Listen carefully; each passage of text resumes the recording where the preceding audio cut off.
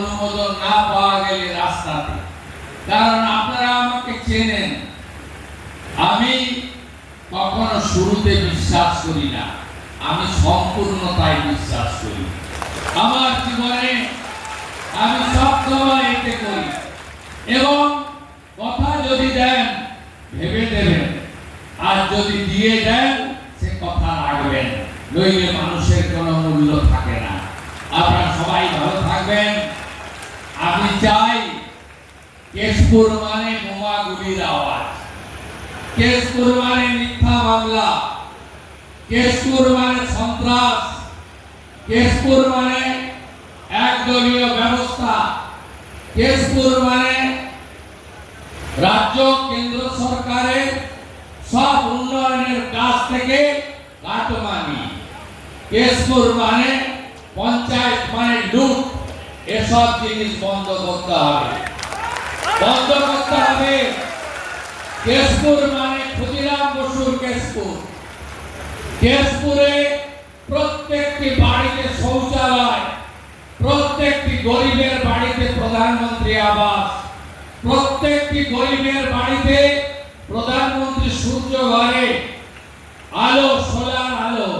কেশপুর মানে ভালো ভালো বিদ্যালয়, ভালো ভালো কলেজ, কেশপুর মানে হসপিটালটা ভালো হবে, রেফার হবে না।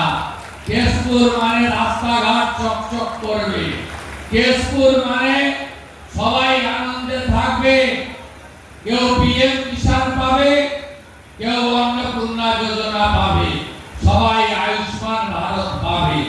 এই কেশপুর আমি চাই। আমি এসপি কে বলে গেলাম, অনেক অত্যাচার সহ্য করেছে, নরেন্দ্র মোদী জিন্দাবাদ বলার জন্য অনেক মানুষ অনেক অত্যাচার সহ্য করেছে। সমস্ত মামলা প্রত্যাহার করবেন, সমস্ত মামলা। এই সামনে যারা বসে আছে এদেরকে জেল খাটিয়েছে মাসের পর মাস। আমি ভুলিনি, কেশপুরে আমাকে সভা করতে বাধা দেওয়া হয়েছিল, মানিনি। আমি বলবো, আমি কিচ্ছু বলিনি। মাননীয় এসপি, ওই মামলাটা আপনি বের করবেন, যারা জড়িত ছিল তাদেরকে আমি জেলে দেখতে চাই। ভালো থাকবেন। ভারত মাতা কি, ভারত মাতা কি। ক্ষুদিরাম বসুল্লাহ প্রণাম, বীর বিপ্লবীরা প্রণাম। বন্দে বন্দে মাতরম। অন্তর থেকে শ্রদ্ধা জানাচ্ছি মাননীয় শ্রী শুভেন্দু অধিকারী মহোদয়।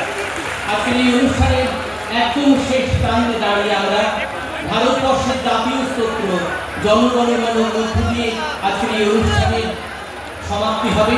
সবাইকে